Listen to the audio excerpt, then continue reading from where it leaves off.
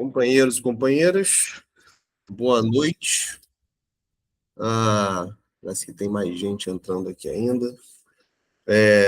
Hoje, dia 13 de junho, estamos começando aí nosso quinto encontro, né, aqui da nossa formação política da APR, e a gente agradece por todos que estão aqui, e queria agradecer aí pelo companheiro Wendel, que já é bem conhecido de alguns de nós aqui, mas não custa nada a gente fazer uma apresentação, né? Wendel é autor de Um Tempo Bem Melhor para Se Viver, uma obra-prima, pelo que eu tenho lido, né, ultimamente. A minha tem até dedicatória, eu só sinto porque ela está meio já, vamos dizer assim, já está um pouco surradinha, porque eu ando com ele para cima e para baixo, que é muita coisa, né?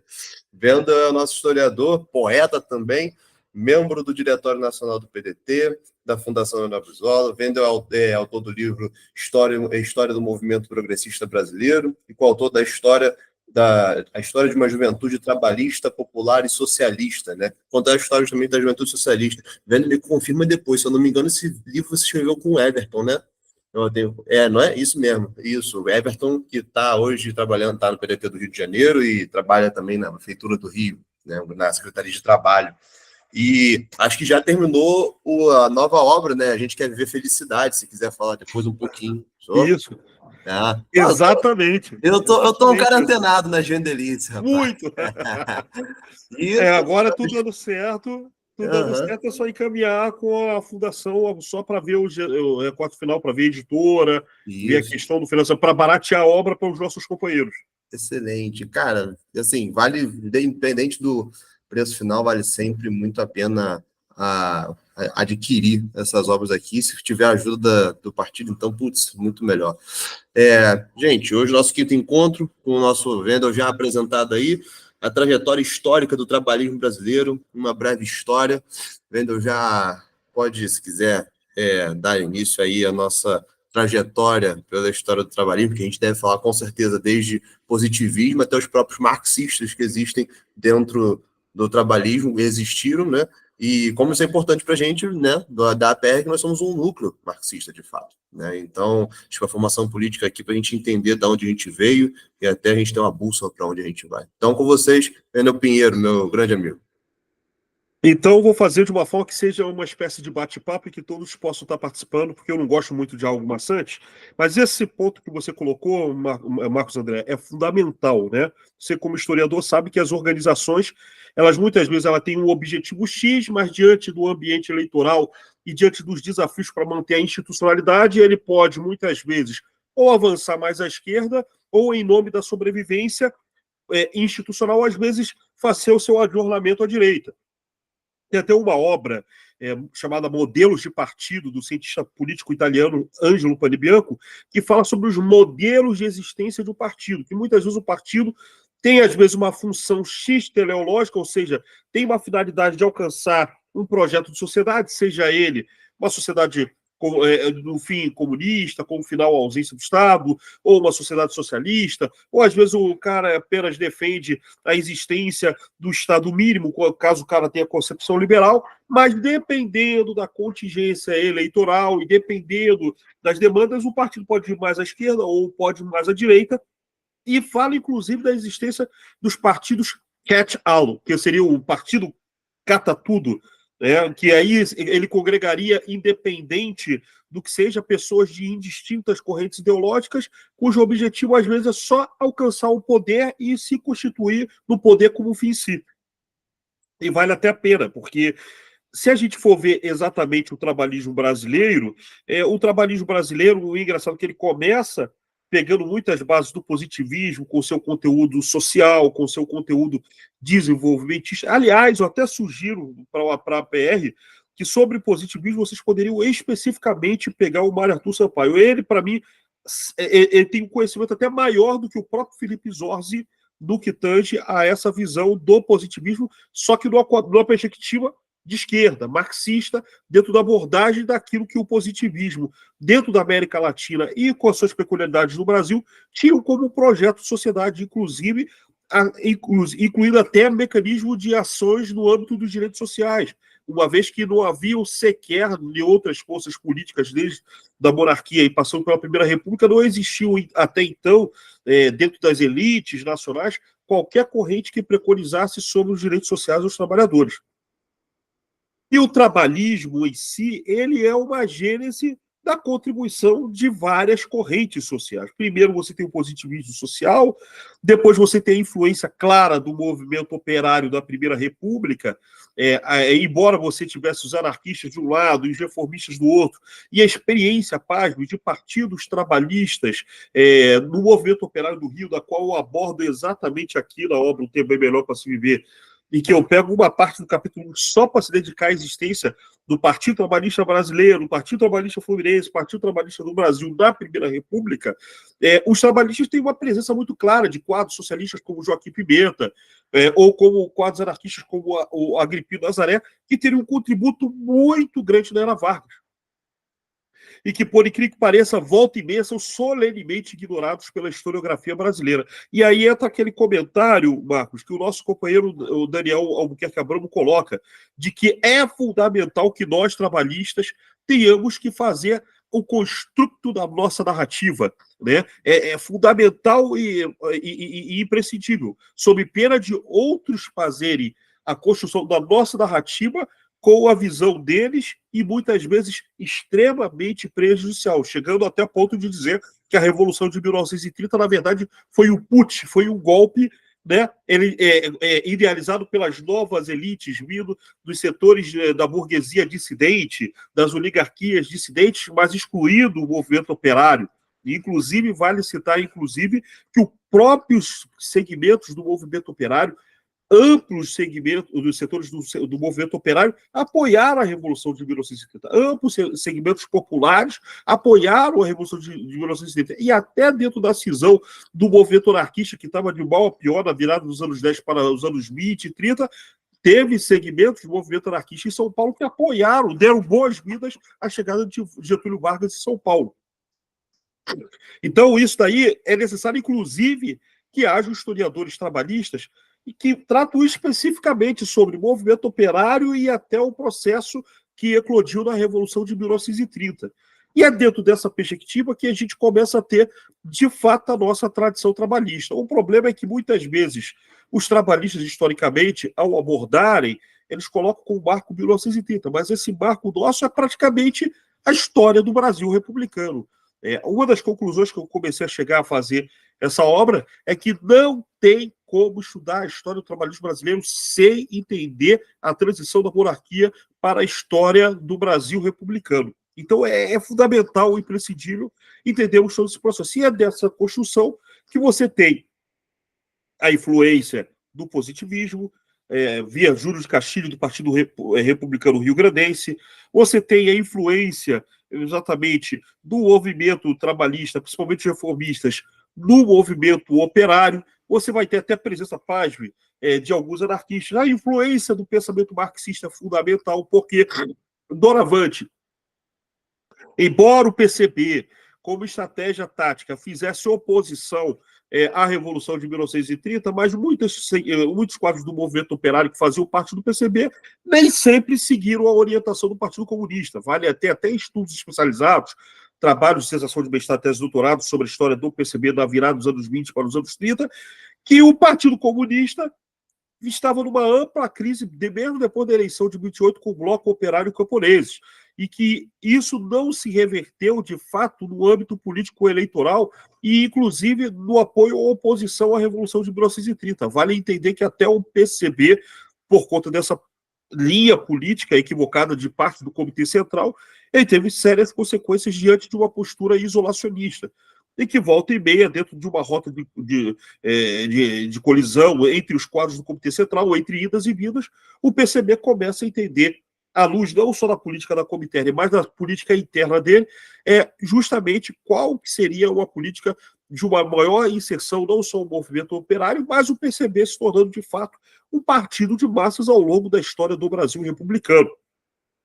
E que justiça seja feita, é fundamental dentro da história do trabalhismo, e é bom que isso seja bem colocado, não tem como a gente estudar a história do trabalhismo sem entender a história do Partido Comunista inicialmente do Brasil, seção Brasil da Internacional Comunista, e depois você entender a própria história do PCB, do partidão em si, anos 40, anos 50, anos 60, anos 70, anos 80. É fundamental e imprescindível dentro desse processo. E o trabalhismo, dentro dessa perspectiva, você tem essa contribuição do movimento operário, a contribuição do positivismo, as experiências administrativas do governo Vargas, seja no governo provisório, que era uma ampla coalizão que carregava desde positivistas até socialistas, dentro da concepção do que seria o governo nacional desenvolvimentista, e passando dentro desse ínterim exatamente o que seria, na verdade, o governo constitucional em face de um mundo que se estava esfacelando com o fim das democracias liberais e com o início de governos autoritários, com a cessão do nazifascismo do lado, do salarizarismo do outro, se consolidando em Portugal, né, o processo de turbulência, mesmo com as experiências democráticas na Espanha e que decorreram posteriormente na Guerra Civil Espanhola, com a primeira experiência de sair da influência nazista na Europa e a vitória do franquismo sobre a corrente republicana e de esquerda. Então, dentro desse processo, mundo afora, já havia uma crise da liberal-democracia. E no Brasil não seria diferente, em meio ao ensaio da ascensão da extrema-direita com a ação integralista.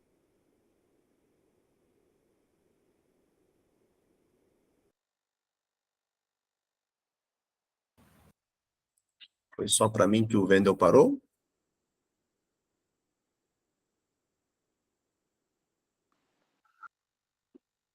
Não, parou geral.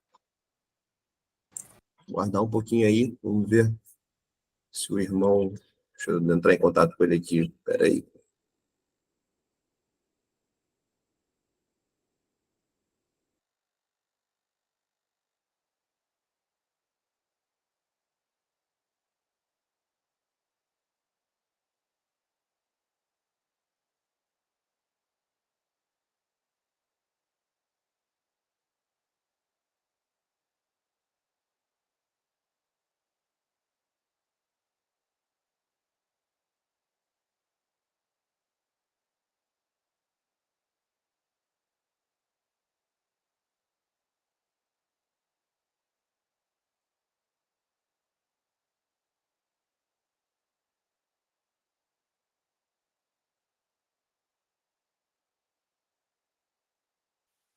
Pessoal, já estou em contato aqui com o Wendel. Ele está retornando. Faltou luz na casa dele, parece. Caiu a luz na casa dele. Está de volta em poucos segundos. Bom, se foi mais rápido, porque eu fui procurar aqui o contato dele, me enrolei todo aqui no computador. Mas vamos lá. A gente aguarda um pouquinho. Um segundo, fiquem por aí. Tá voltando já. Seguiu o raciocínio. Pois é. Foi a CIA. A CIA está em todos os lugares. Canal da UDN. Deixa eu aproveitar e fechar a janela aqui, porque tá passando umas motos barulhentas.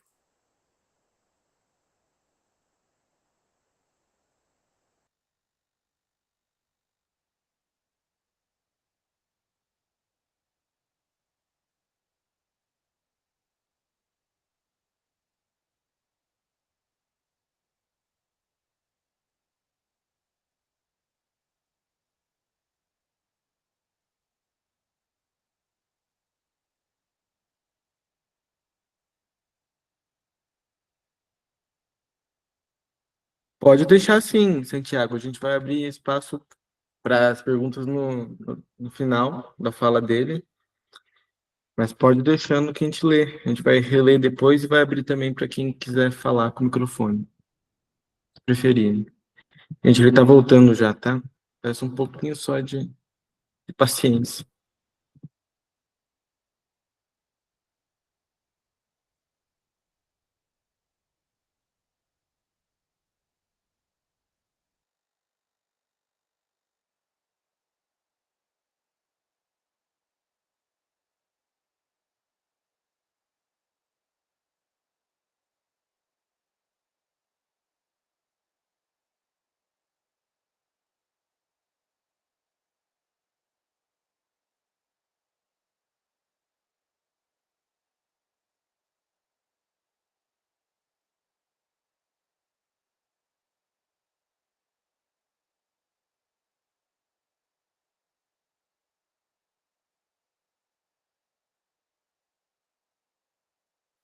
Turma, deixa eu aproveitar que o Wendel ainda está voltando.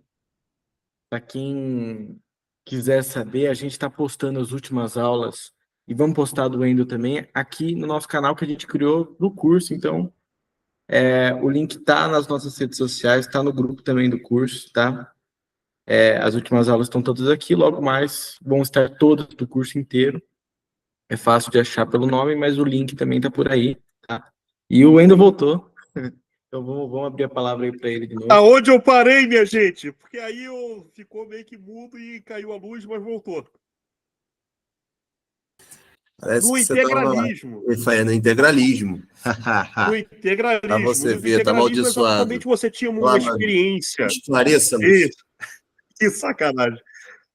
Então, dentro desse processo, você tinha a falência das democracias liberais, e isso não ia deixar de ser no Brasil, já com a experiência do integralismo. Há estudos que já falam que havia já o germe do integralismo, do movimento integralismo, já no decorrer da segunda metade da década de 20, mas ela começa a ter força a partir de 32, 33, 34, de fato. E aí ele começa a ter uma força integral a ponto de se mobilizar praticamente como uma organização política de cunho nacional, e que servia de ameaça justamente a um movimento popular que era a ANL.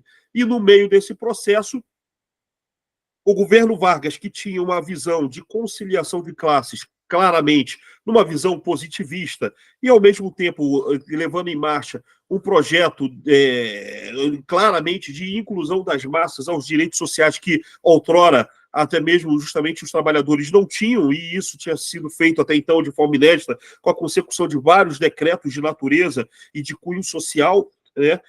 Foi dentro desse processo que você tem um mundo já jogado em governos de cunho do autoritarismo de âmbito da extrema-direita, e é dentro desse processo, inclusive, diante da ascensão da AIB e diante de um processo de instabilidade político-social, é que se dá o Estado Novo de Vargas para levar à frente uma visão do nacional-estatismo mais ofensivo, mas para implementar as medidas populares e, sobretudo, os direitos sociais e históricos para a classe trabalhadora, que até então estavam sendo obstacularizados pela própria burguesia nacional, que não compreendia que esse processo de desenvolvimento nacional só teria razão de ser com plena redistribuição de renda, justiça social, para que a economia se dinamizasse, crescesse economicamente e gerasse, enfim, um Brasil próspero e soberano.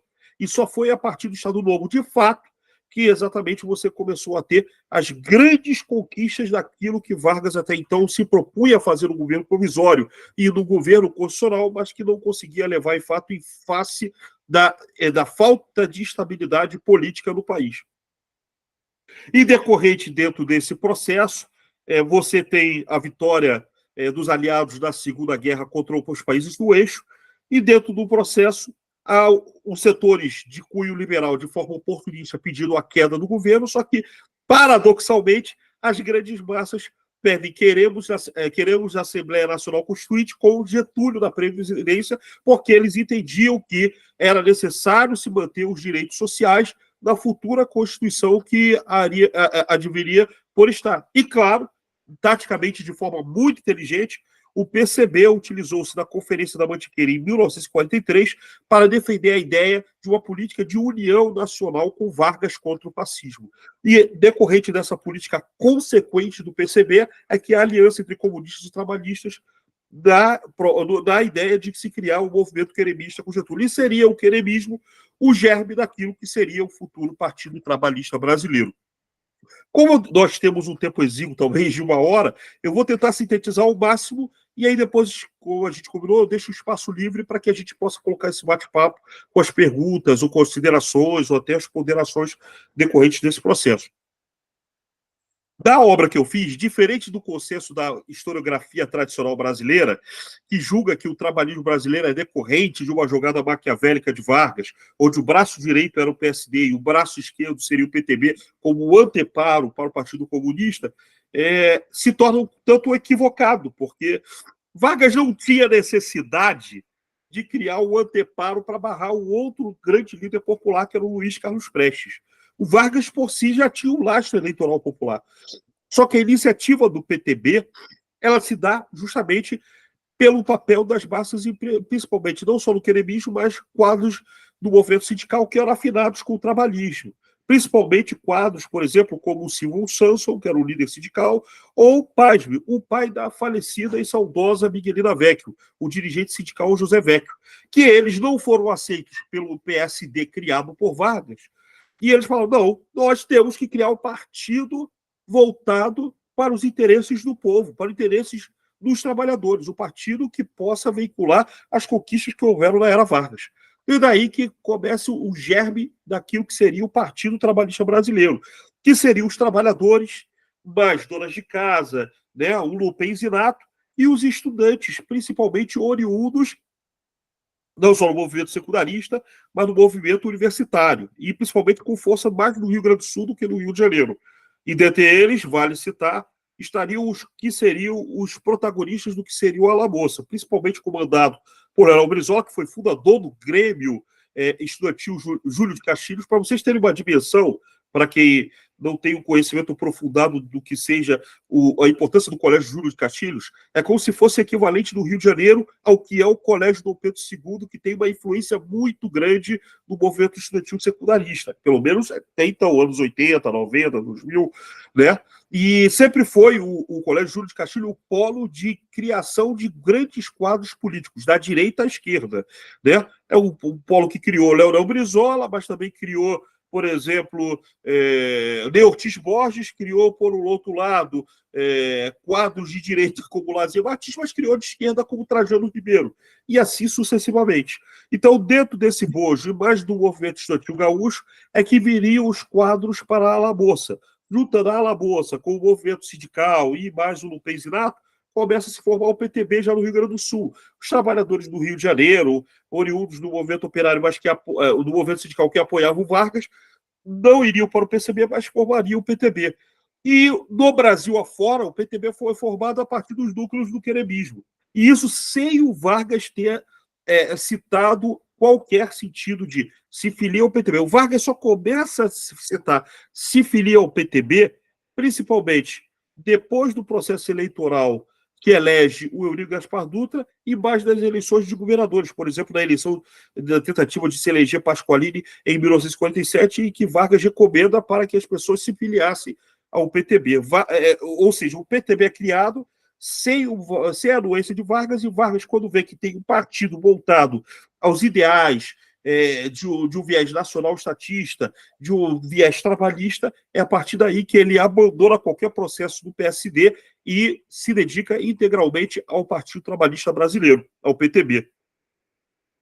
E é dentro desse processo que o PTB ele começa a crescer, na verdade, em 3 etapas. A primeira etapa, eu classificaria aquela etapa de 1945 até 1952, quando o PTB, e aí vamos colocar no nosso linguajar popular e no jargão partidário, era um tumulto, era uma zona, e não havia, na verdade, embora todos se unissem em torno do Vargas, na condição de um partido carismático de esquerda, mas havia um problema, porque no partido carismático, seja ele de esquerda ou de direita, e isso é em todos. Por exemplo, no Brasil você tinha influência de partido carismático até no próprio Partido Comunista, você tinha uma liderança incontestável, mas o problema estava na briga entre as lideranças secundárias. Por exemplo, no PCB, Prestes era incontestável, mas em contrapartida você tinha brigas de um lado, Carlos Marighella, ou Diógenes da Arruda, ou se não, por exemplo, Lico Oeste, ou Maurício Grabois, ou se não, Jorge Amado. Então você já tinha uma briga entre lideranças secundárias. No trabalhismo, era a mesma coisa. Ninguém questionava a imagem de Vargas. Mas, do outro lado, você tinha Danton Coelho, você tinha Segadas Viana, você tinha até quadros oportunistas mais ao centro, que seria o Hugo Borg, como você teria quadros mais à esquerda, com o próprio jovem Leonel Brizola, que se destacava como deputado estadual, após ter sido presidente da Alamoça, e se destacando no processo político, concomitante com o João Goulart, que já era, naquele momento, presidente estadual do PTB do Rio Grande do Sul, na virada dos anos 40 para os anos 50. Então, dentro desse processo, havia uma disputa muito grande. Não havia. O único rumo que havia, de fato, no PTB, além da linha trabalhista de defesa e proteção do trabalhador, era: Vargas é o nosso presidente. Temos que fazer a conclusão da volta de Vargas à presidência da República para manter a nossa linha ideológica. Isso vai terminar, em fato, quando Vargas, no tenso e no polêmico, na polêmica quinta convenção nacional do PTB, feita em Petrópolis, no Hotel Quintanilha, foi ali que Vargas falou: olha, o meu sucessor é esse jovem aqui, que era um jovem estancieiro, que quase ninguém levava fé, lá de São Borja, mas que era nada mais nada menos que o João Goulart, que naquele momento tinha 33 anos de idade. E no momento que Vargas escolhe João Goulart, dá uma guinada à esquerda do partido, porque naquele momento, em meio à conflagração da greve dos 300 mil, da greve dos marítimos e de outras demandas, em face não só da congelação, do congelamento dos salários do governo Dutra, mas também da tentativa de amordaçamento do movimento sindical, através do decreto 9070, que tentava amordaçar o movimento sindical, que era considerado como decreto Rolha, e também com a proscrição do PCB do governo Dutra, e ao mesmo tempo com a hegemonia dos setores mais à direita do movimento estudantil, leia-se UNE e UBS naquele momento. Então era fundamental que se desse um viés mais à esquerda do PTB. E Vargas, já antevendo esse processo, ele não só escolhe o Jango, que era uma pessoa de confiança, como no próprio grupo do Jango havia nada mais nada menos quadros como o próprio Leonel Brizola, como o próprio Fernando Ferrari e como o próprio Roberto Silveira. Esse que era o staff dentro desse processo à esquerda daquilo que era o PTB, já a partir de 52, 53, e que seria a segunda etapa da consecução da formatação desse PTB. Esse PTB teria o início do seu auge, principalmente, pasme, justamente no momento de crise após o suicídio do Vargas, onde a Carta Testamento ela é reinterpretada e tem um conteúdo não só nacional, popular e trabalhista, mas, pasme, em alguns momentos ele é muito bem utilizado para ter um conteúdo de um nacionalismo anti-imperialista. E aí também, aí tem as questões também que o PTB, como é um partido que ele não está isolado em si, e ele interage com o conjunto da sociedade, como ele se tinha um caráter progressista, de emancipação nacional, de libertação do povo brasileiro e de diálogo com os movimentos da sociedade civil organizada, são exatamente esse processo que faz com que o PTB tenha contato com os intelectuais de SERB e tenha contato com o próprio Partido Comunista. Por quê? Porque o Partido Comunista estava naquele momento de crise por conta do relatório Khrushchev ocorrido em 1956. Já havia o adjornamento do PCB com conteúdo de inserção política eleitoral, porque, embora o PCB estivesse na clandestinidade, mas o Manifesto de Agosto de 1950 tinha um conteúdo bastante sectário, embora defendesse uma agenda de libertação nacional, mas ele faria com questão de ser oposição não só a todos os governos, mas a todos os partidos, inclusive partidos do campo progressista, como o próprio PTB. Com o suicídio de Vargas e o PCB vendo a gravidade do processo, ele faz uma guinada e ele defende a união de trabalhistas e comunistas contra o inimigo comum, que era nada mais nada menos o imperialismo estadunidense. Somado a esse processo da virada 54, 55, onde há uma aliança entre PTB, PSD e o PCB com a chapa JK e Jango, com a crise do relatório Khrushchev feita pelos setores revisionistas do movimento comunista internacional, com o intuito de derrubar os quadros de cunho stalinista, então eles utilizaram o relatório Khrushchev para dar o adjornamento à direita do PCU. E isso gerou uma implosão do movimento comunista internacional, e isso não ia deixar de ser no Brasil. E essa implosão iria demarcar lado entre os setores ditos abridistas, que queriam uma ampla democratização, os setores ditos fechadistas, que não queriam qualquer mudança, e o Prestes, que estava ao centro desse processo. E aí, dentro dessa demarcação, o PCB faz a declaração de março de 1958, que é uma tática etapista, que primeiro eles defendem a consolidação do capitalismo brasileiro, em uma ampla aliança, desde liberais da burguesia nacional até a esquerda, e depois, dentro do processo, uma transição para uma sociedade socialista. E, claro, a aliança era fundamental estratégica dos comunistas com os trabalhistas. E os trabalhistas, vendo isso, eles também abraçam os comunistas, pois vale atentar que Jango já era presidente, como a gente disse, nacional do PTB, desde 1952, e Jango franqueou o espaço da legenda trabalhista para quadros do PCB.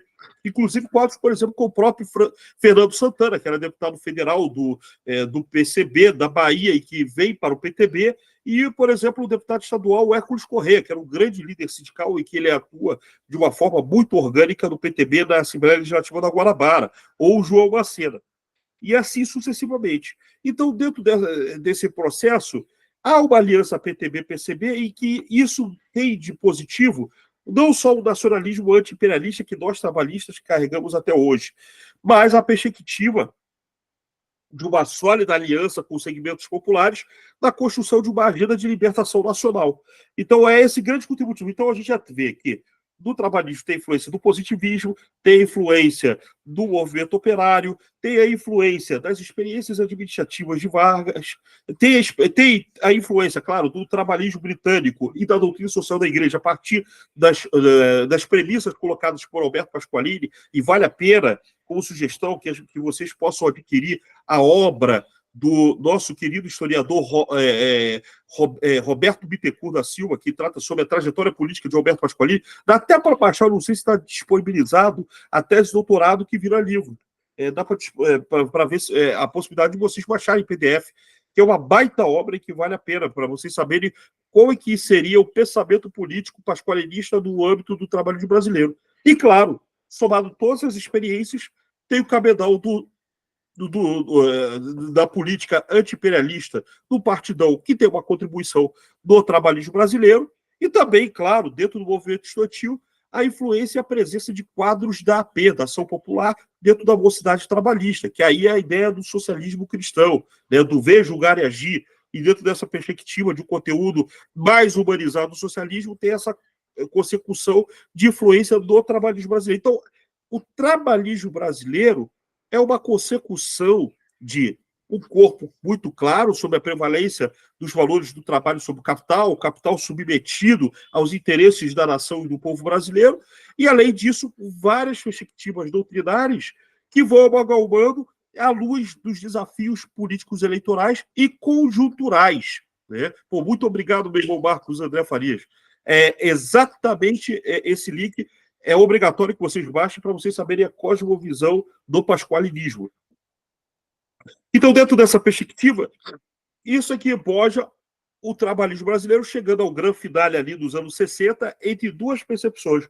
O nacional-reformismo do Jango, que era compartilhado pelos setores de centro-esquerda do trabalhismo, e aí você pega a ideia da política externa independente de Santiago Dantas, né, que era um dos quadros ligados ao Jango. Você tem a política clara de influência da ICEB, a política das reformas de base advogada por Jango, e a radicalização das reformas de base dentro de uma democracia popular mais incisiva, daquilo que até, pasme, o Daniel Aaron Reis e o Jorge Ferreira tratariam de um nacionalismo revolucionário liderado por Leonel Brizola através da Frente de Mobilização Popular, que eram quadros mais à esquerda do PTB e que tinham uma influência, inclusive, da própria esquerda brasileira e que criavam, inclusive, temores, não só dentro do PCB, mas, pasmem, até os trotskistas estavam a reboque daquilo que a FMP do Brizola colocava, principalmente com seus programas da Rádio Mariquivenca e com a sua orientação à luz dos comandos nacionalistas com os grupos dos nossos companheiros, muitos disso influenciado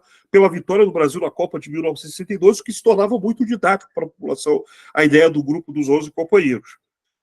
Tendo dito isso, o PTB, como a bancada de deputados federais da história do Brasil, republicano para um partido de esquerda com 116 deputados federais, para vocês terem uma dimensão, o auge do PT em 2002 foi 91 federais de 513. O PTB, em 1962, teve 116 deputados federais no universo de 403 deputados. Então, isso para vocês verem o tamanho da influência que nós, trabalhistas, tínhamos.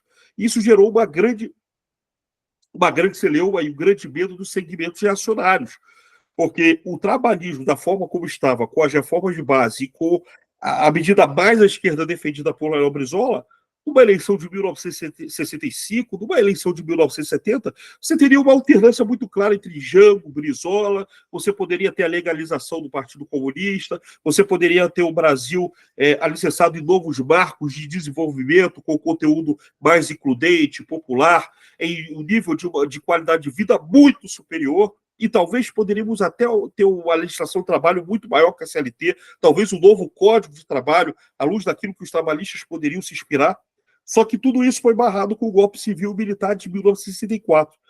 E aí, dentro dessa perspectiva, como é que se encontram os trabalhistas? Porque a maioria são tudo exilados pelo Ato Nacional número 1, né?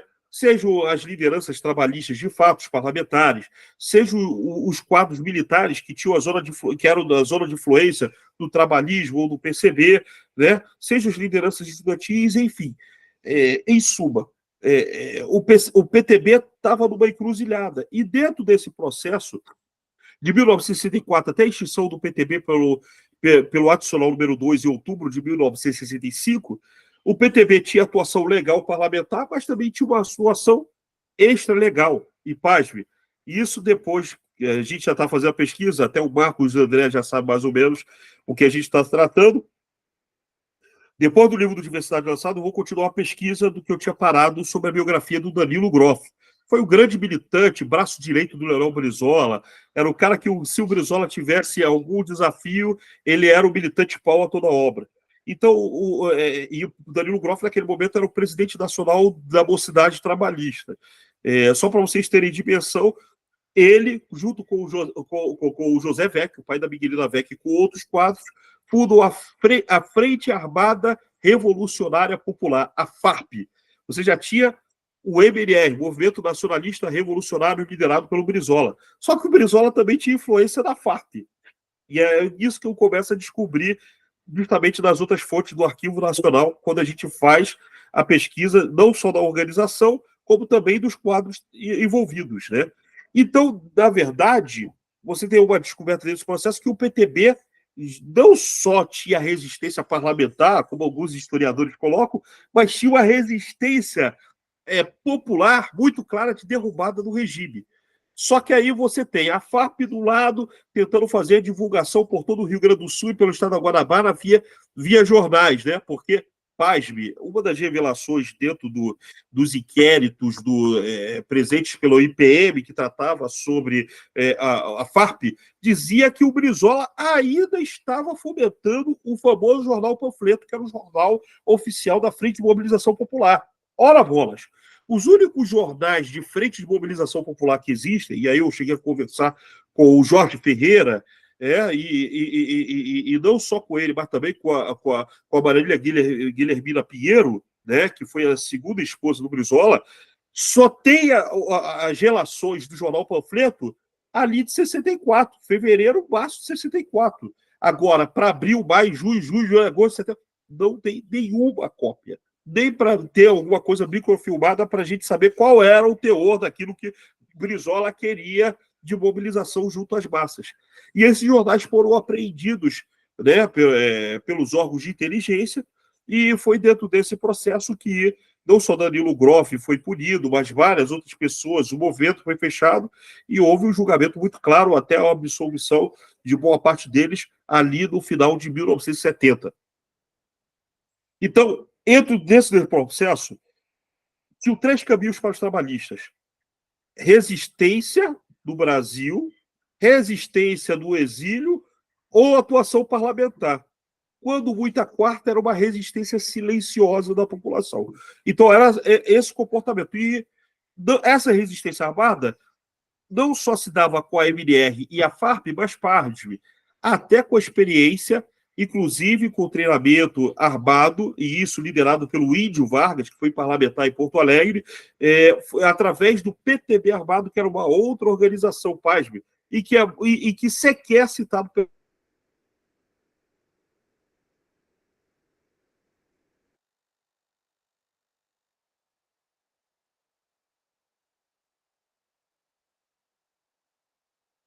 Opa, para quem chegou depois aí, o Weber teve um problema uns minutos atrás, no início da nossa live, que tinha caído a luz dele, lá no Rio Grande do Sul. Pode ser que tenha caído de novo. Ver se o Luquinhas aí tem alguma informação, mas deixa eu ver aqui também. Tá, então pode ter acontecido isso de novo. Vamos aguardar aí rapidinho.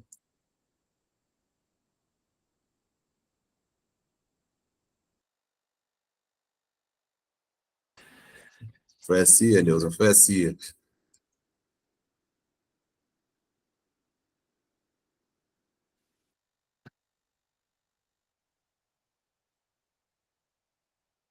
Pessoal, tô entrando em contato aqui com ele, tá? Parece que ele vai preferir entrar pelo celular. Vamos ver aqui. Só peço um minutinho, ele já tá de volta.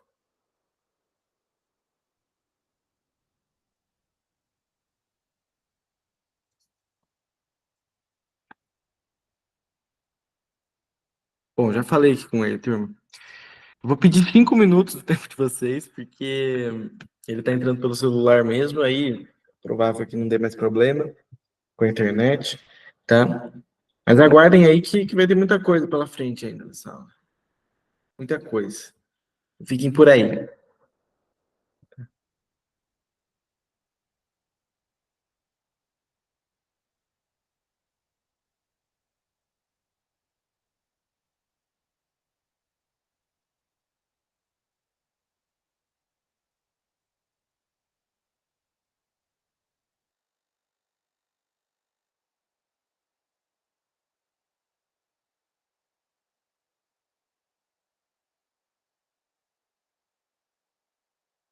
Depois eu falo que é a CIA, vocês ficam me zoando, ficam rindo de mim.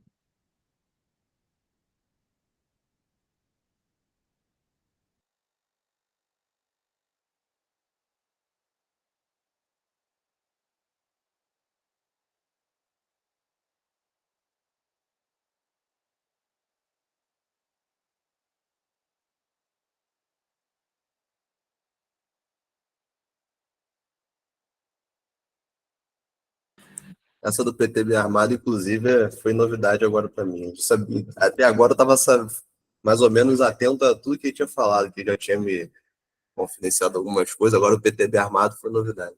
Aí ele caiu, na hora. Muito pesada a informação.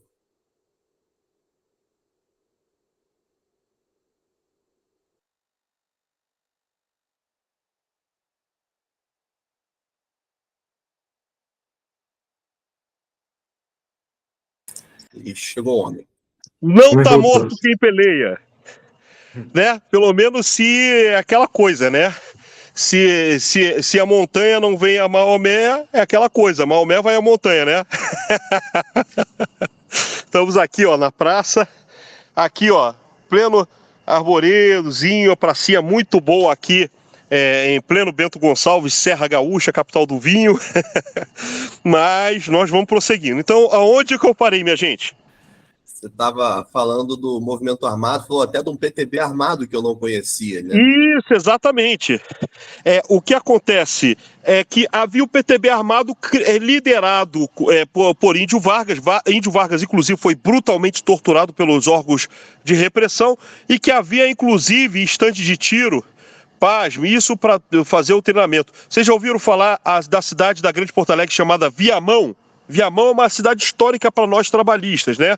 E é inclusive da família Rocha, né? Do Tapi Rocha, do quadro companheiro do Dia Nacional, o Júlio Rocha, do ex-presidente da Juventude, em homenagem a Leonel Brizola, o Tapi colocou o nome dele de Leonel, então o Leonel Rocha foi um dos presidentes da JS do Rio Grande do Sul dos anos 90. Então, a cidade de Viamão sempre foi uma cidade trabalhista. E lá era feito, né, o treinamento de tiro feito pelo PTB armado em 1969. E isso é desconhecido pela historiografia, mas cabe a nós.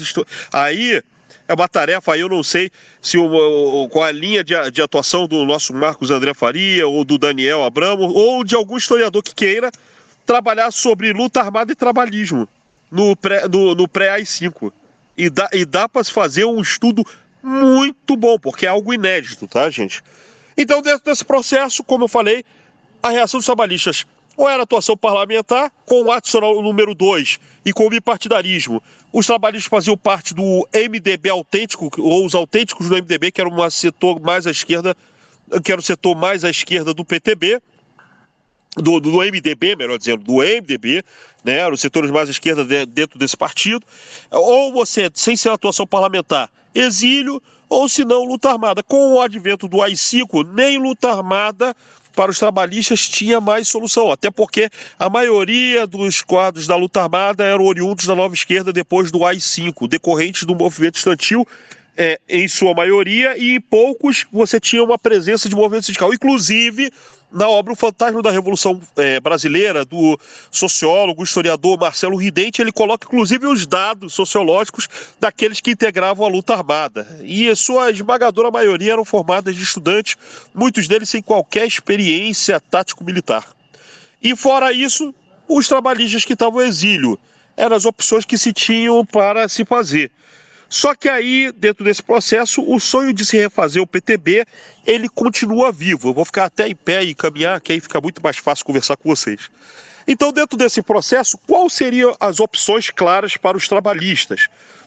Há uma ideia de se reconstruir o PTB já com Jango desde 1973. Inclusive, um amigo dele, que era o jornalista uruguaio Jorge Otero, falava nas suas memórias que ao Jango interessava-se muito participar do PTB, de criar o PTB, né? Só que o Jango estava sendo perseguido já pela Operação Condor, que daria o bojo de perseguição a todas as grandes lideranças latino-americanas dentro desse processo. Então se tornava muito complicado. E dentro desse processo, o Jango tinha temor de que o PTB fizesse parte da Internacional Socialista, pois vindicariam a ideia de que Jango era comunista. Pelo menos os setores conservadores, de acordo com o Jango, diriam: olha, ele quer refundar o PTB, mas olha só que ele é mancomunado com a Internacional Socialista.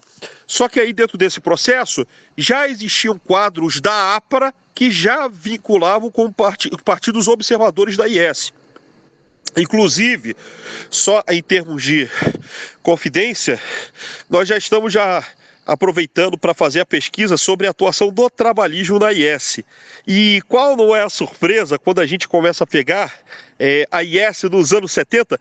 Eles tinham o mesmo problema da Comintern nos anos 20 e 30. Eles não conheciam sequer a realidade política da América Latina, por mais que vocês tivessem quadros da IS com prestígio na Europa. Então, dentro desse processo, Jango morre em dezembro de 1976, 6 de dezembro de 1976, já com o seu primeiro neto nascido. O Cristo Regular, naquele momento, tinha 2 meses de idade. E aí, dentro disso, Brizola automaticamente se torna o nome natural, porque morrendo o Jango, os trabalhistas recorrem ao Brizola.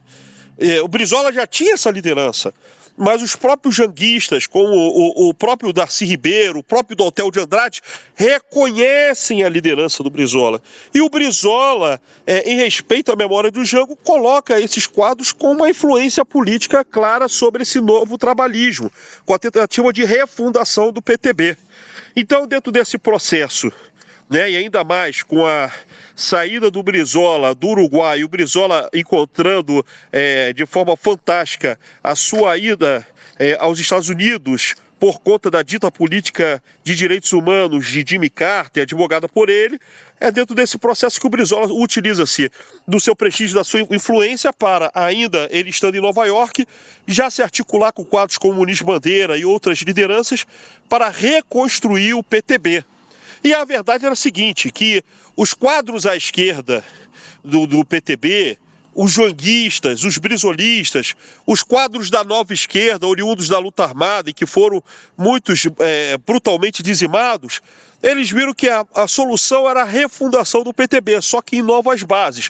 Mantinha-se a consecução do viés nacional popular, trabalhista, só que em contrapartida com uma experiência advogando para a causa do socialismo democrático. Fosse esse com a leitura marxista, com a leitura do socialismo cristão ou com outras roupagens, mas entendendo que o trabalhismo era o desaguadouro que unificava todas essas lutas. E é dentro desse processo que se unificam todos os setores da esquerda, né, histórica, do pré-64, na consecução do que seria o PTB, daqueles que entendiam que o PTB seria um instrumento. Por outro lado, o PCB estava mergulhado em uma grande crise do Comitê Central, e vale pegar as narrativas tanto do Daniel Aron Reis com Luiz Carlos Prestes, um revolucionário entre dois mundos, e a da Anita Prestes, Luiz Carlos Prestes, um comunista brasileiro, que eles falam exatamente os conflitos e as contradições internas do PCB e a divisão entre o segmento mais oportunista, o Pântano, que era o grupo mais ao centro, que ele iria à luz daquilo que eles achavam benéfico, e o segmento mais à esquerda, que embora meio que isolado do Comitê Central, mas que tinha um amplo apoio das bases, que era justamente o grupo do Luiz Carlos Prestes. E dentro desse processo, eu acho que, por exemplo, isso vocês podem pegar, tirar, eu acho que vocês deveriam fazer um vídeo muito bom, já que foi inclusive uma testemunha ocular desse processo, do próprio Mário Arthur Sampaio, que ele pode trazer para vocês, dentro do processo de redemocratização, de transição do período do regime ditatorial até a redemocratização, sobre o contributo e o ocaso do PCB. Ele pode falar muito melhor do que eu sobre isso. Mas, em síntese, dentro desses conflitos no Comitê Central e que isso atingia a fundo o partido, o que isso tem a ver com o trabalhismo? Essa questão do conflito interno do PCB. É que com a Carta aos Comunistas de Prestes, feita em março de 1980, há, na verdade, um processo de implosão interna do PCB. E isso, em curto para médio prazo, significou que boa parte dos jovens comunistas que não viam mais o PCB como um instrumento de luta daquilo que o Prestes fazia uma crítica rotunda dentro desse documento, começam a optar pelo PDT como uma organização válida. Aí você tem o coletivo Gregório Bezerra como uma corrente, você tem outros jovens prestistas que seguem a orientação do Prestes, e você tem até a indicação de parlamentares escolhidos por Prestes como candidatos a parlamentar pelo PDT, como Adão Pereira Nunes, ou como o próprio Jacques Dornelas, e assim sucessivamente.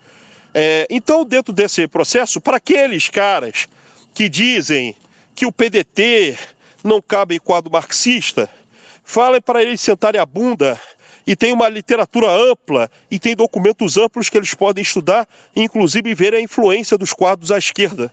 E que, inclusive, o próprio Brizola aceitou no bojo do partido. Esse é o primeiro grande ponto. Mas voltando a esse processo, eu tive de colocar o PCB porque é importante dentro desse cenário. Você tinha o PCB em crise, o PCdoB, que depois da guerrilha do Araguaia estava enfrentando questões internas muito claras, inclusive para sua definição de uma política de inserção das massas, e inclusive em face da sua estratégia para ser mergulhada mais no movimento estudantil e em parte do movimento sindical.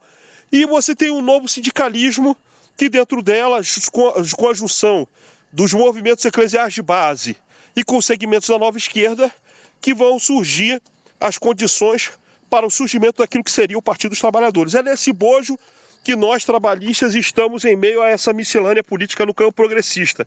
E, claro, o MDB, que em meio ao fim do bipartidarismo, queria boicotar todas as correntes de esquerda, querendo ser o guarda-chuva de todos. Então é dentro desse cenário que nós, trabalhistas, estamos, e é a partir disso que a esquerda trabalhista defendia o PTB sob o comando de Brizola. E estaria Brizola, Doutel, Darcy Ribeiro, Alceu Colares, entre outros grandes quadros, o próprio Danilo Groff dentro dessa construção, o Ney Ortiz Borges, que foi deputado federal cassado pelo adicional número 1, e assim sucessivamente. Além de quadros da luta armada. E aí você inclui até então o casal, né? Tânia Fayal, Carlos Fayal, você tem o Alfredo Sirquis, você tem o Carlos Mink, você tem grandes quadros dentro desse processo, né? Que nada mais, nada menos faziam parte.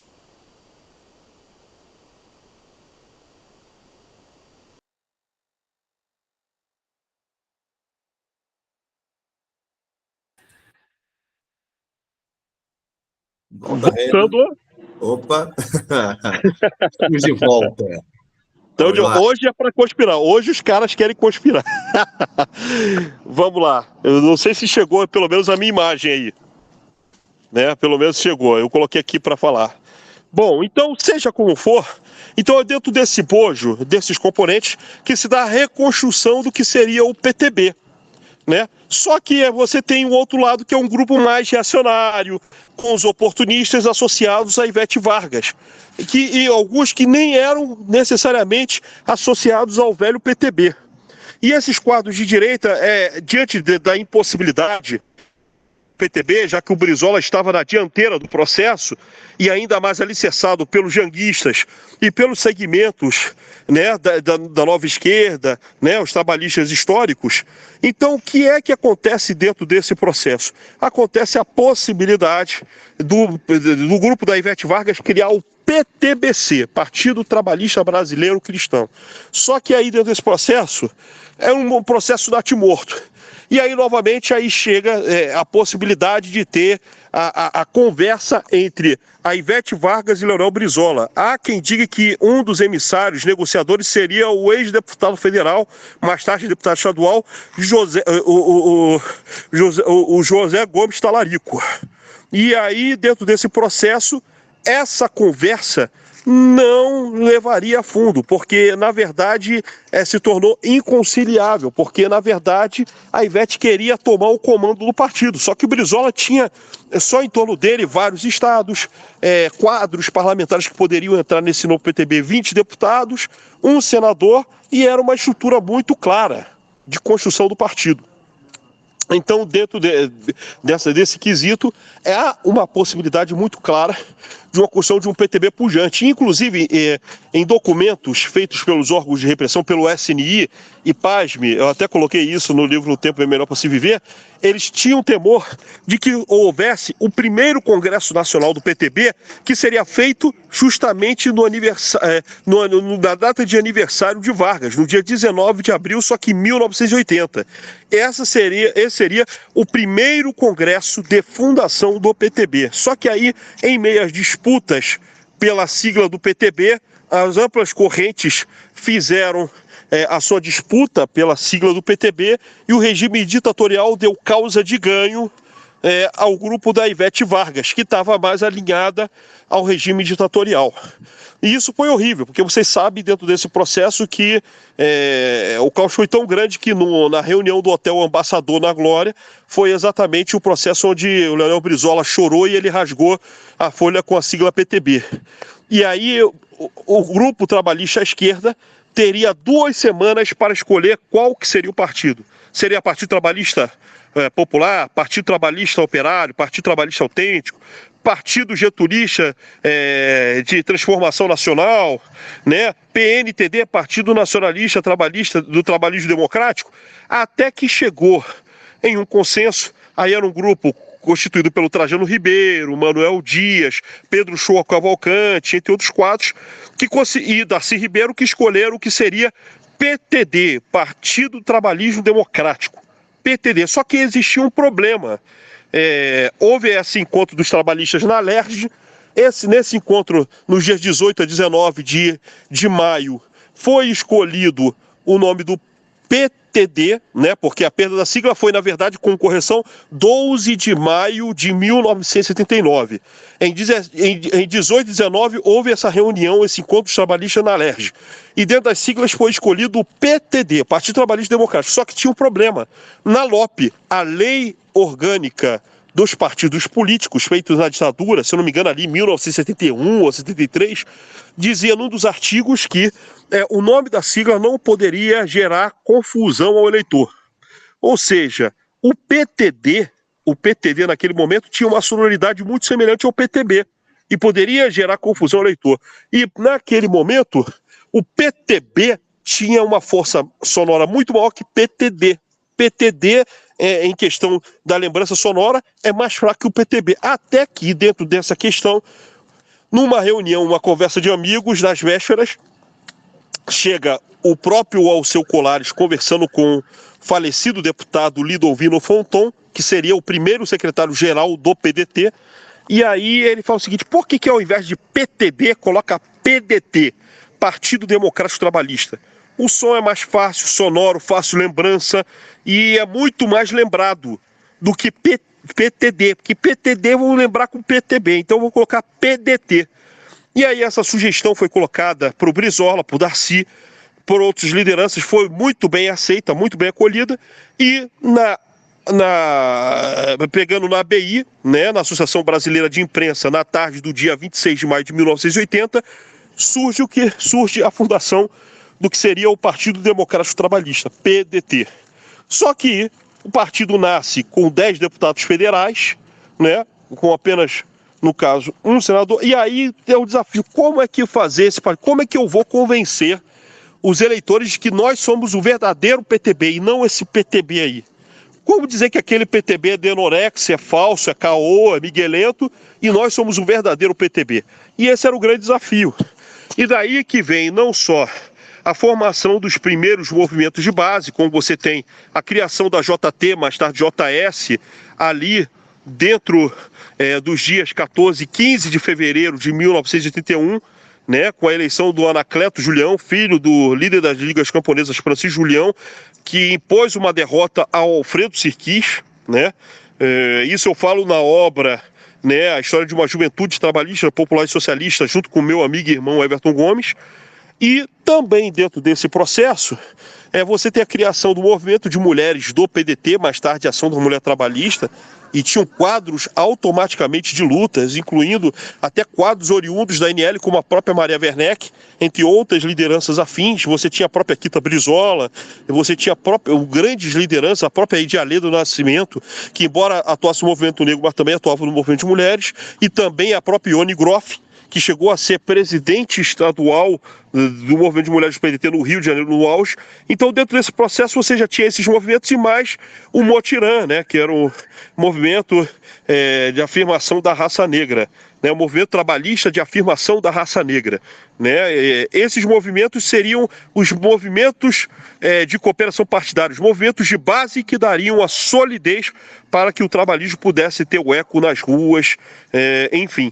E é dentro desse processo que você tem as eleições de 82, que são eleições, na verdade, de cunho polarizado em viés nacional, embora fossem eleições estaduais, mas era um verdadeiro teste plebiscitário de apoio ou de reprovação ao regime ditatorial. E o PDT, de uma forma muito clara e de uma forma muito pujante, ele consegue se afirmar e ele utiliza-se do voto vinculado de uma forma muito peculiar, porque, na verdade, o regime ditatorial queria criar de uma forma casuística o voto vinculado para esvaziar as pretensões do segmento progressista do PMDB naquele momento, porque vocês tinham os comunistas presentes no MDB dentro desse processo, você tinha, por exemplo, os quadros do PDT e os quadros do PT. Então era uma forma de dar uma sobrevida ao PDS, que era o partido da Arena, o Partido Democrático Social, que era o partido vindo da antiga Aliança Renovadora Nacional, que era o partido da ditadura.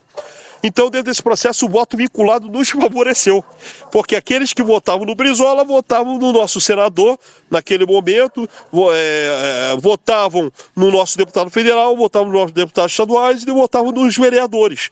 E foi assim que a gente conseguiu, de cara, eleger 24 deputados federais, uma bancada formidável para um partido que mal fora fundado 2 anos antes, em meio ao processo lento de redemocratização do país, numa transição conservadora. E é dentro dessa perspectiva que nós, trabalhistas, começamos a tentar se afirmar com um projeto político popular, muito claro, um projeto de libertação nacional.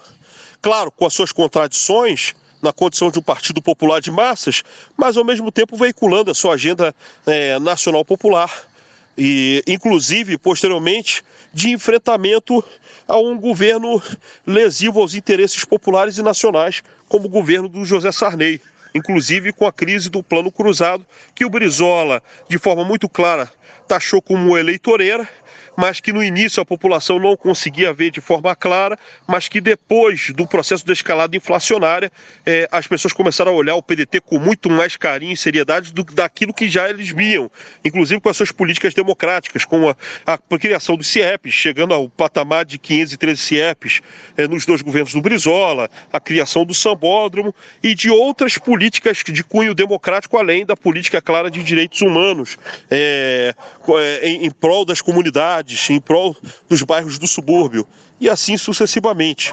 E no Rio Grande do Sul a mesma coisa, o crescimento da presença de parlamentares, a presença de um governo popular como o de Alceu Colares na Prefeitura de Porto Alegre e mais tarde no governo do Rio Grande, e implementando também o projeto do ensino em tempo integral de Darcy Ribeiro. Então é dentro desse bojo que o PDT começa a crescer, embora tinha um projeto muito claro da eleição de Brizola para a presidência da República.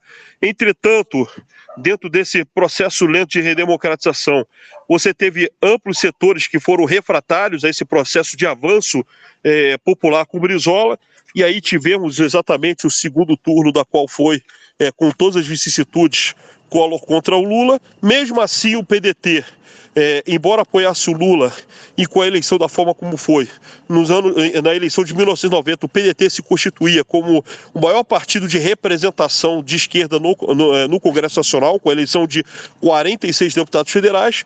O problema foi exatamente as vicissitudes do que foi o governo Collor, e dentro dessa perspectiva, como que, na verdade, o PT, com as suas ambivalências e com as suas contradições, agia.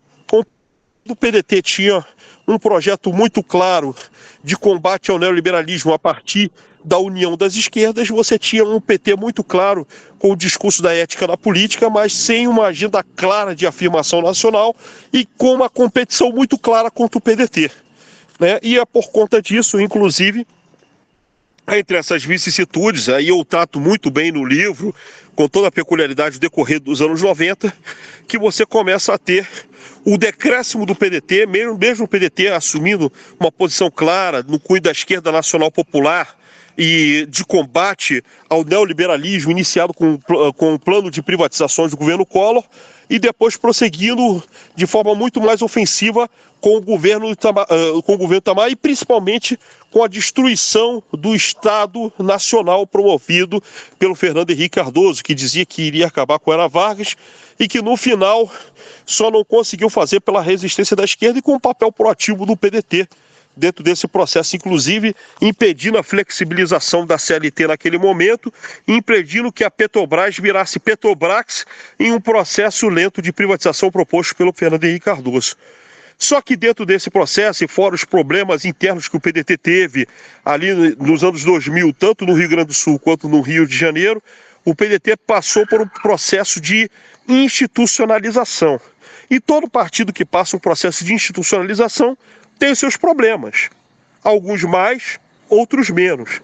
Mas o PDT, dentro daquilo que pôde cumprir, o PDT, após a morte do Brizola, tentou sobreviver a duras penas no âmbito institucional, contando com a força dos movimentos de cooperação partidária, contando com a atuação dos diretórios mais orgânicos e com os quadros mais à esquerda, em meio ao processo de idas e vindas dessa construção.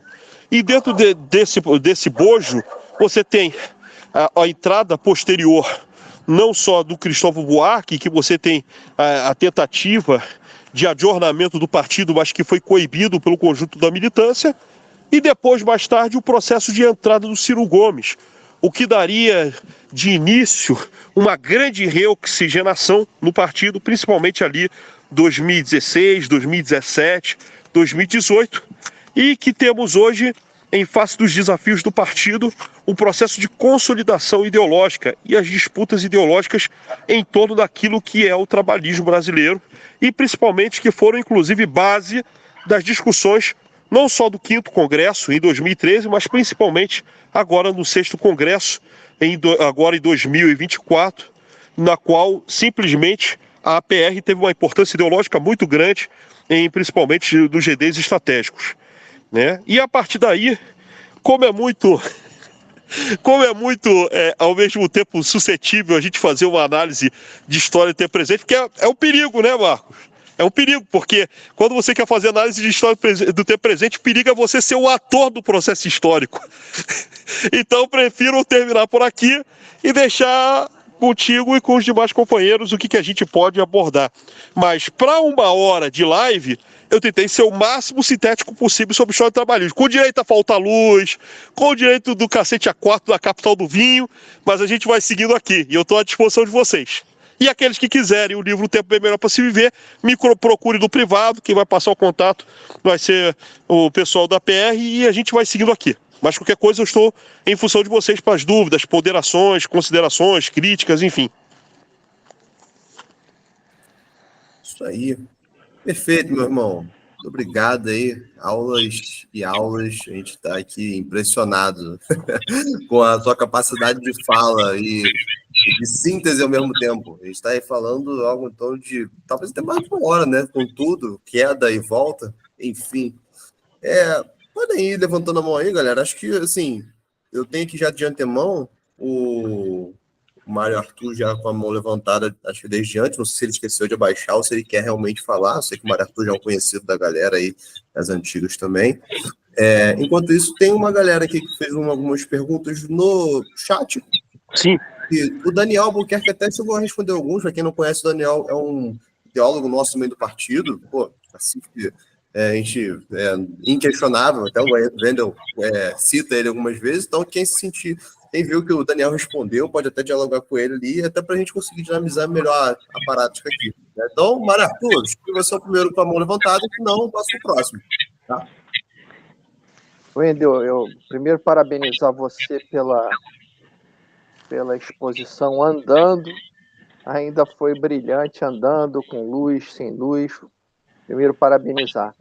Segundo, eu gostaria que, pensando um pouco na visão do Daniel, que ele foi retomado do Benjamin, da dialética da lembrança e do esquecimento, eu gostaria que você lembrasse para nós, pelo que você leu, você não tem idade para isso, o meu pai fez algumas menções telegráficas sobre esse evento. O que aconteceu? Isso é importante para a gente que acha que o Getúlio é uma página virada. O que aconteceu quando do suicídio do Getúlio e a reação popular a isso nas principais capitais do país? Isso eu gostaria que você desse uma palhinha para o pessoal ter uma noção do que aconteceu no país. Abraço aí, parabéns. Só tenho de agradecer, você sabe que tu é a minha referência ideológica, tu sabe do carinho que eu tenho por você, Mário Arthur. Eu acho que o Mário Arthur Sampaio tem que ser muito mais utilizado pela PR, e se vocês puderem inserir o Mário Arthur, inclusive nos processos e fóruns do partido do Rio, em São Paulo e outros lugares, seria essencialmente fundamental. E fez muita falta do nosso 6º Congresso Nacional. Eu acho que o papel do Mário Arthur é de contribuição muito grande. Vamos lá.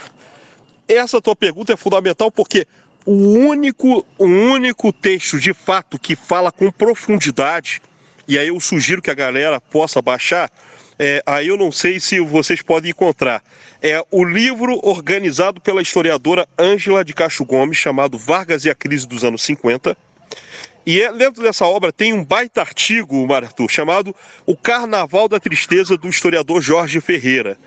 E o que acontece?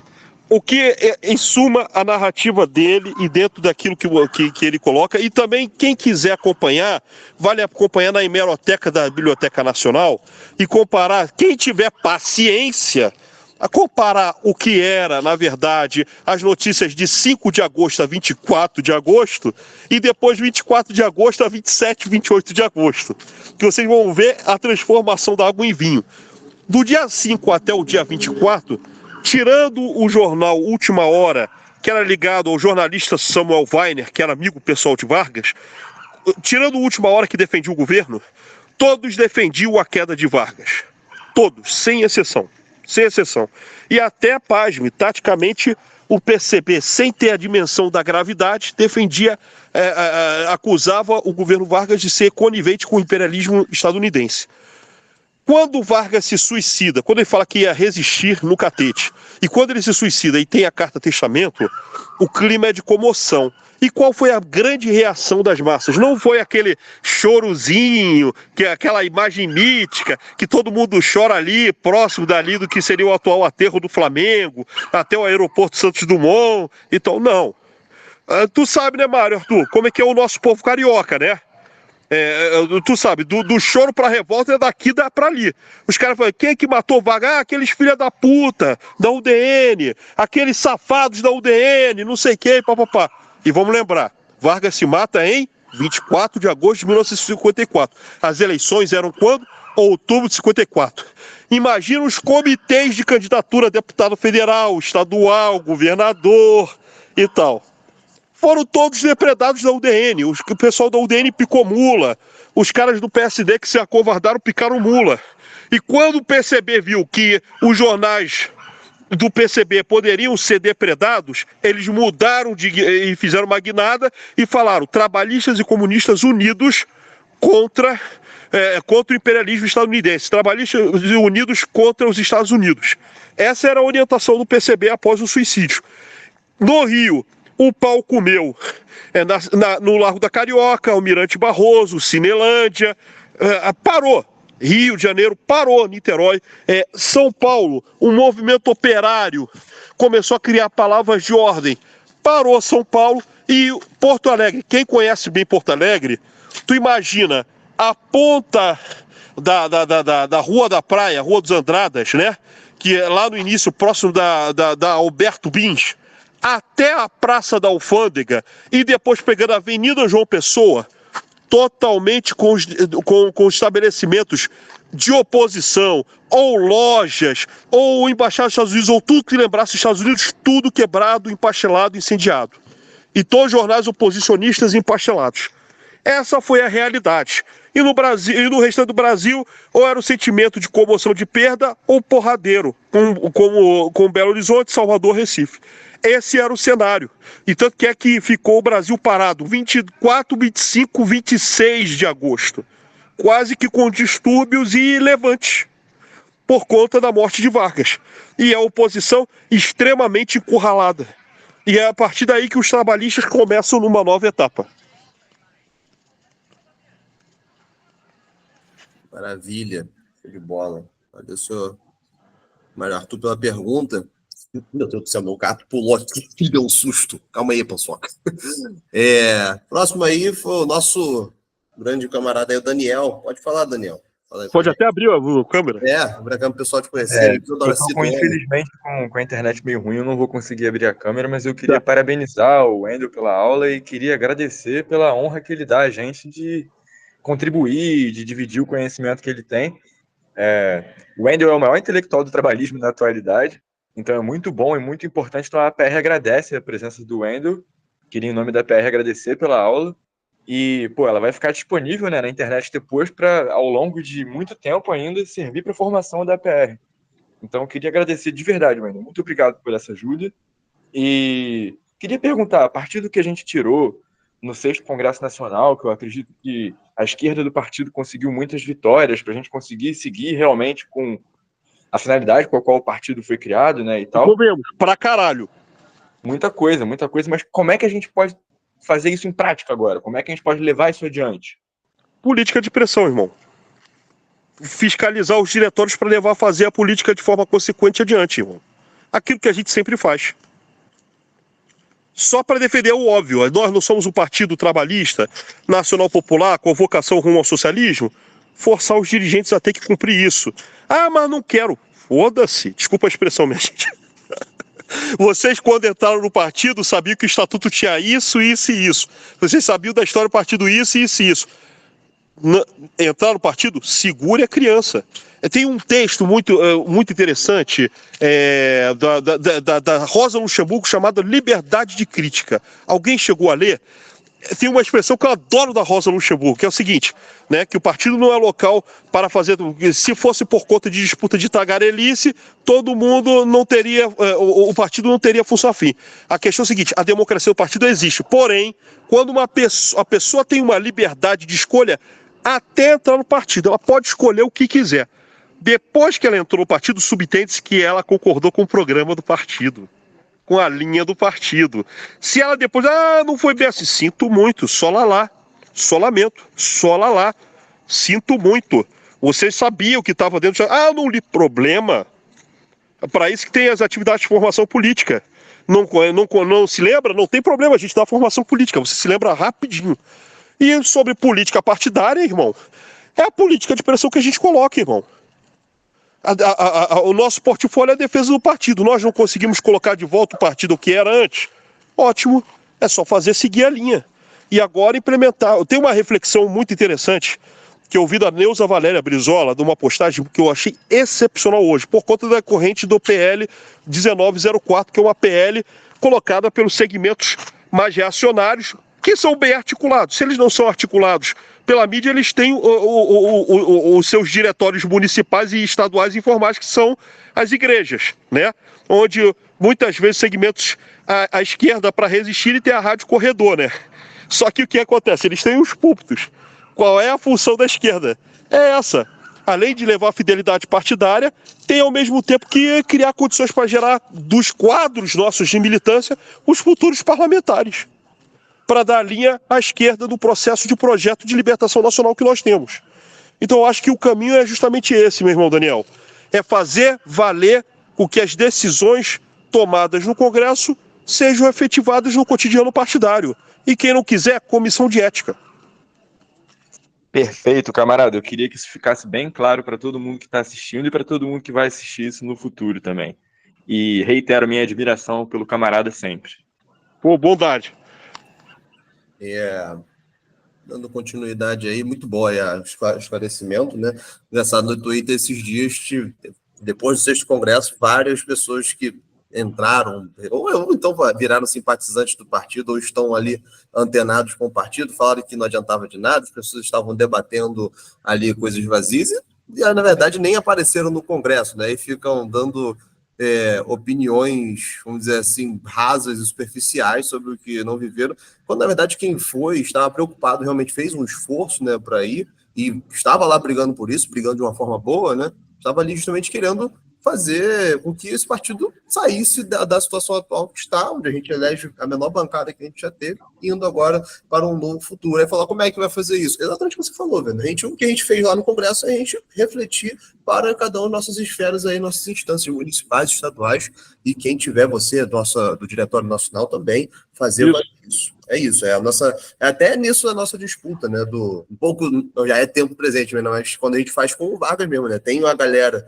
puxando assim, não, o Vargas é meu para a direita, e a galera puxando para a esquerda, não, o Vargas é meu, que somos nós, né? A gente sabe que o Vargas é nosso, né? Enfim, eu tenho até uma pergunta depois, mas o Santiago fez uma série de perguntas aqui, o camarada, não sei se ele ainda está online, né? Eu selecionei elas aqui, algumas foram respondidas pelo Daniel, e tem uma outra que ele fala, se você quiser responder, tá, né, o Vendo, fica à vontade, mas eu acho que ele pergunta sobre como divergir o bolsonarismo do integralismo, né, e também da aliança do neoliberalismo com o neopentecostalismo. Eu, Marcos André, assim, até para tentar assim, ser dinâmico, aí eu vou botar outra pergunta dele, Santiago, acho que você pode encontrar essas respostas no livro do Odilon Caldeira Neto, né? Eu acho que, se não me engano, é o nosso momento. Aliás, o Odilon Caldeira Neto é o maior especialista de integralismo e neointegralismo no Brasil hoje. Exato. Lá você vê, inclusive, ligações desde a Arena até o Prona, né? Inclusive, nomes que você vê ali voltados ali no bolsonarismo, né? Então, assim, acho que ali você consegue ter um direcionamento mais ou menos que na verdade, acaba tendo ter mais semelhanças do que diferenças, né? Então, hoje eu acho que, Santiago, isso responde um pouco sua pergunta. Eu vou ver aqui outra que você botou, né? Perguntas muito boas, né? Vamos ver aqui. Vamos pegar algo, pegando essa trajetória contemporânea, ele pergunta assim, a ideologia trabalhista ainda sobrevive no PDT com Tabata, Carlos Lupe, Ciro Gomes, como o legado trabalhista anti-imperialista de Brizola, e como o legado trabalhista e anti-imperialista de Brizola ainda influencia o PDT de forma concreta no dia a dia do partido, né? Através de nós.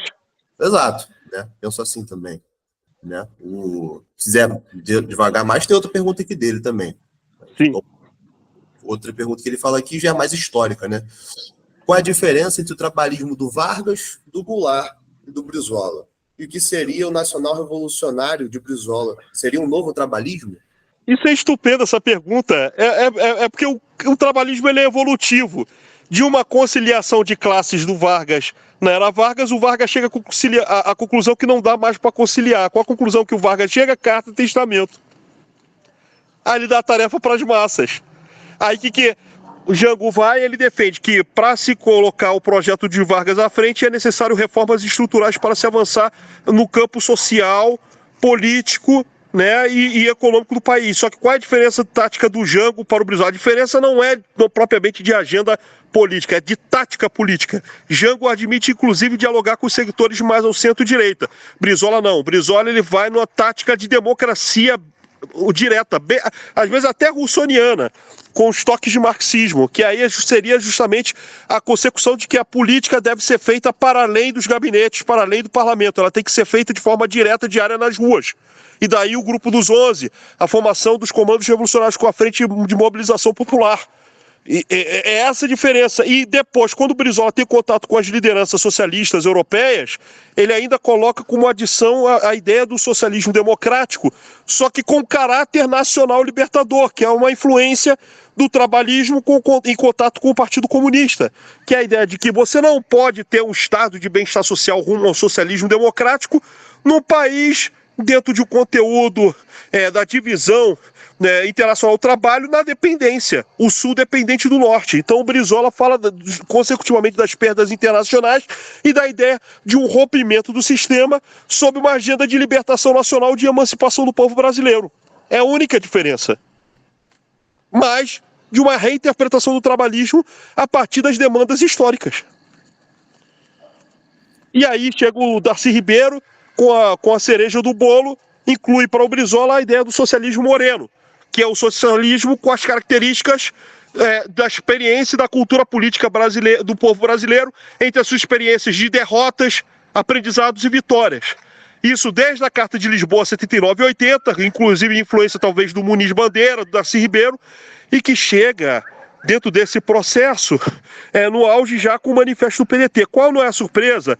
Quando o PCdoB ele é obrigado a fazer o seu adornamento por conta da perestroika, da queda do Muro de Berlim, eis que no seu 8º congresso em 1992, eles defendem, aí vocês confiram, procuram o documento das resoluções do congresso, do 8º congresso de 1992 do PCdoB, que eles admitem a ideia do socialismo no Brasil.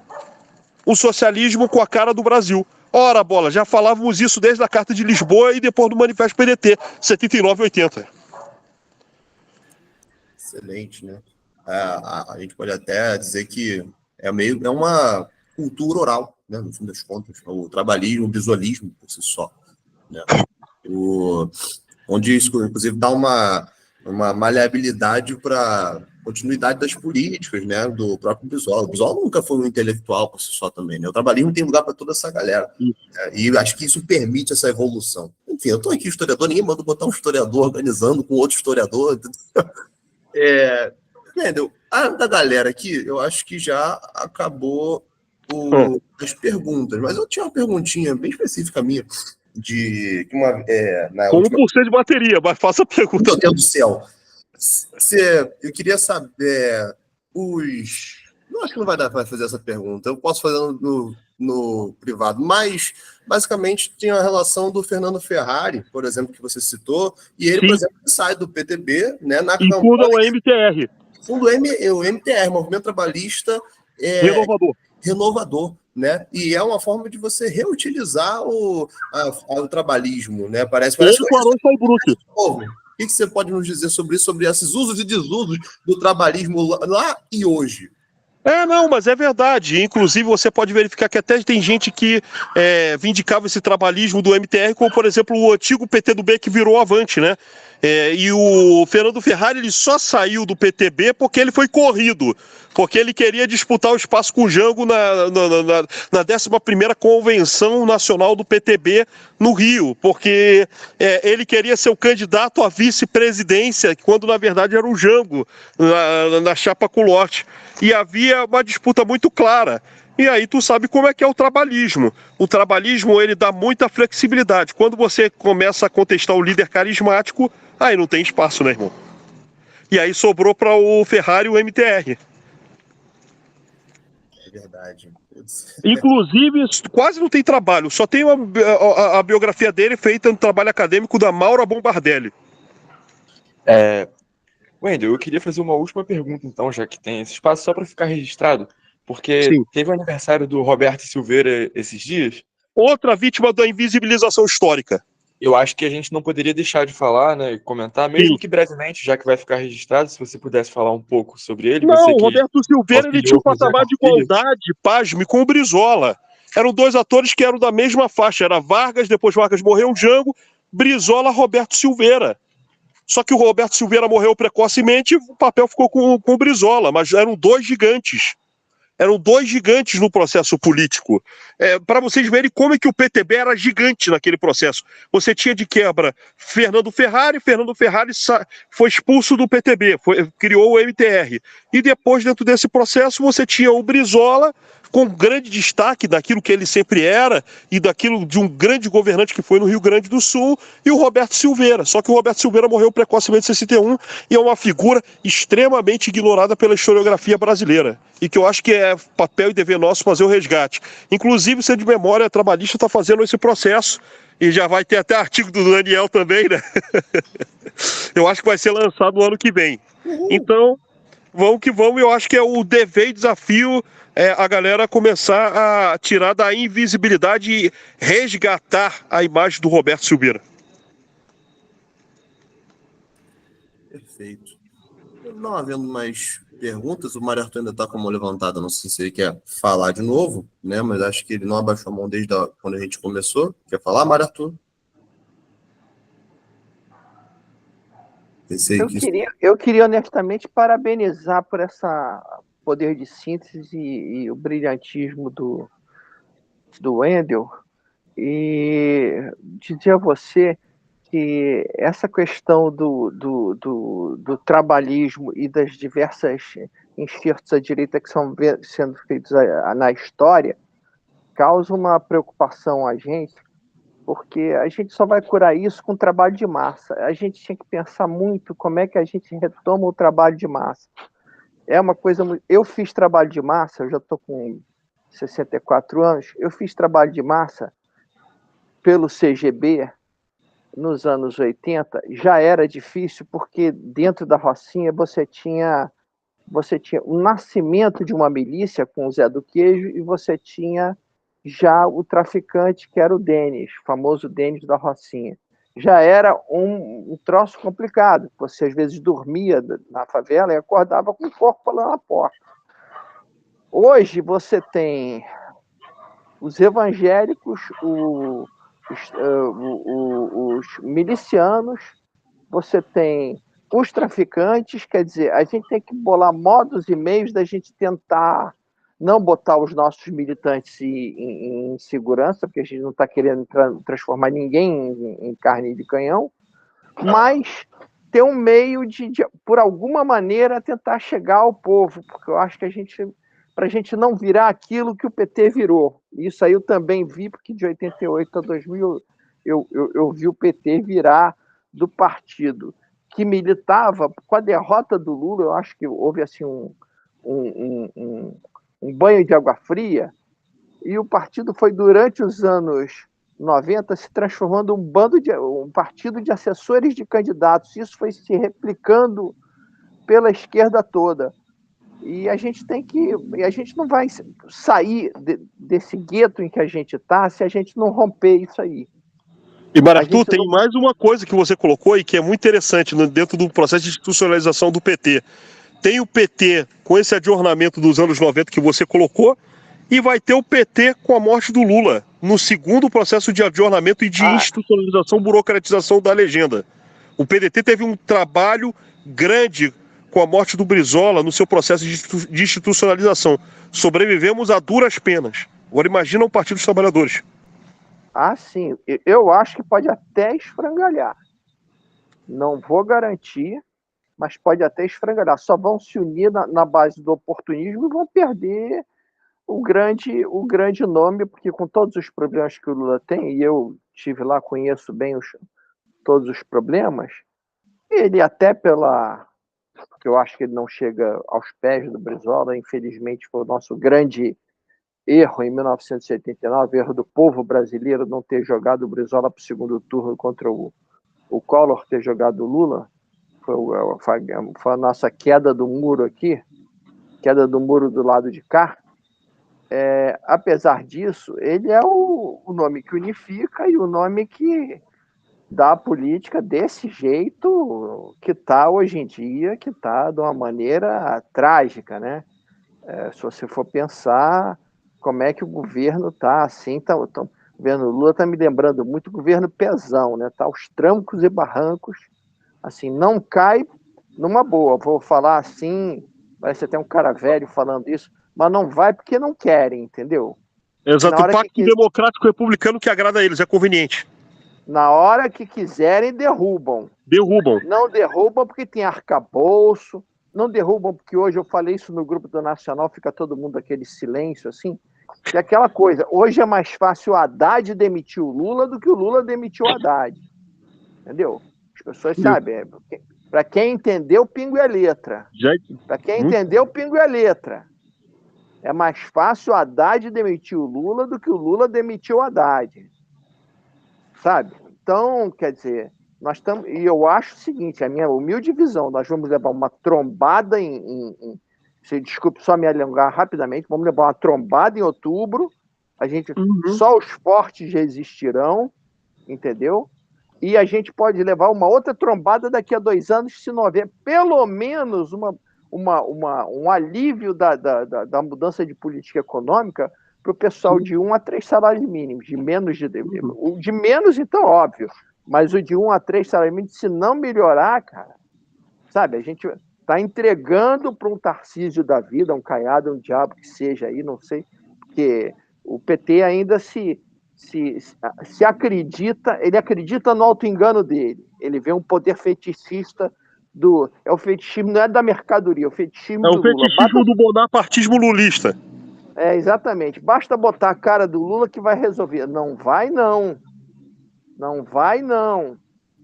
A gente está numa situação muito grave, só os fortes resistirão. Já em outubro, a gente vai ter uma debacle da esquerda daquela monumental. Monumental. Quero dizer, até para ficar consignado, que acho que capital de Estado, se a gente fizer, como é que eu vou dizer? É uma licença poética, né? O neto do Arraes vai ser prefeito de Recife outra vez. É a gente. É o máximo do agente que a gente tem aí. Que no resto das capitais do país, eu acho que a esquerda não vai fazer nenhum. Eu andei conversando... Não faz. Porto Alegre não faz. É capaz do Sebastião Melo ganhar no primeiro turno. Eu andei conversando com as colegas suas em Porto Alegre, perguntando se diante dessa tragédia que o Sebastião Melo fez, que o cara do governo do Rio Grande do Sul fez, se haveria uma chance da esquerda ganhar em Porto Alegre. Me disseram, os meus interlocutores, que como o PT não abre mão da Maria do Rosário... O PT não abre mão da Maria do Rosário. Se fosse com Juliana Brizola, teríamos possibilidade de ir para o segundo turno. Se fosse todo mundo. Nem em Porto Alegre, diante desta tragédia que aconteceu, que tinha que parar tudo, e eu gostaria de... Maria do Rosário vai ajudar a reeleger o Sebastião Melo, infelizmente. Eu defendi o adiamento do Congresso. Eu também defendi, fomos derrotados. Eu defendi no Nacional, quem está no Nacional do PDT no grupo lá de WhatsApp sabe que eu postei todos, inclusive da Juventude Socialista de São Paulo, pedindo adiamento, etc. Tudo eu postei. Não, eu defendi da comissão de organização do Congresso. Quase que eu não fui ouvido. Pois é. Eu defendi claramente, porque achei, inclusive, uma falta de empatia. A gente fala tanto do Bolsonaro não tem empatia, achei uma falta de empatia com a questão. Então, quer dizer, a gente vai passar assim, um Moisés atravessando o deserto violento até outubro de 2024 e possivelmente até outubro de 2026. Aí é que a gente vai ter que mostrar se é forte ou não. Porque... para quem é desavisado, muitas surpresas existirão, né? Para mim não vai surgir surpresa nenhuma, vai ser nós vamos apanhar um cacete baiano, como diz o pessoal aqui da gíria da capoeira. A gente vai apanhar muito e a gente precisa estar arrumando força para o pós. Esse aqui é o problema, é o pós 2024 e o pós 2026. Para a gente poder sobreviver, senão complica. Tá bom? É isso. Um abraço. Obrigado, Mário Arthur. Camarada, salvo engano, você falou que estava com 1% de bateria, né? 1%, já estou no fim, no ó. Me desculpa. É que o camarada Santiago, ele levantou a mão aqui, fez algumas questionamento, eu acho que ele vai, cara, você vai cair na hora que ele for falar. E ele até, a gente já respondeu algumas perguntas dele, inclusive, né? Deixei meu WhatsApp aqui, que ele tá querendo umas questões do núcleo de base e tal. Então, o camarada pode entrar em contato comigo, tá? O avançar da hora aí já tá. A gente já teve aí quase 2 horas de live, né? Agradecer aí os presentes, tá? Peço pedir desculpa ao Santiago, mas fala comigo no privado, tranquilo. Eu também sou do Rio, tá? Eu sou de Niterói.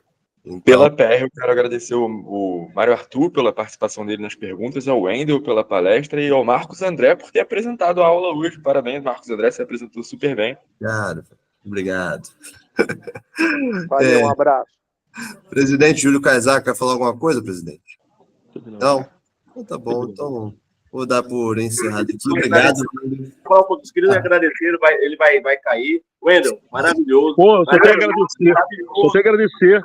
Valeu, Júlio, e muito obrigado a todos. Só tô com 1% do...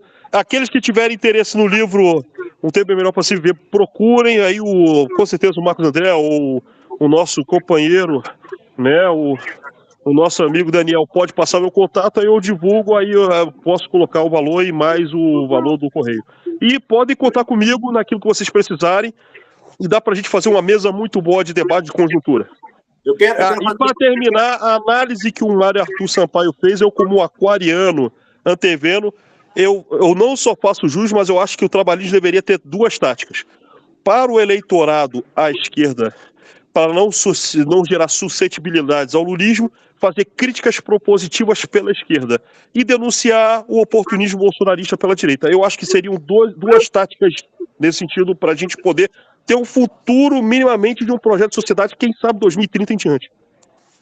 Wendel, meu amigo, a gente precisa fazer um podcast, cara. Isso. A tarefa de vocês. A história do trabalhismo pra gente, tá? Tarefa de vocês. Marcos, Daniel, gruda nesse cara aí. Vamos fazer esse projeto avançar, tá bom? Tá. Grande abraço, meu querido. Grande abraço, tamo junto. Nós. Abraço. Abraço, companheiros. Tchau.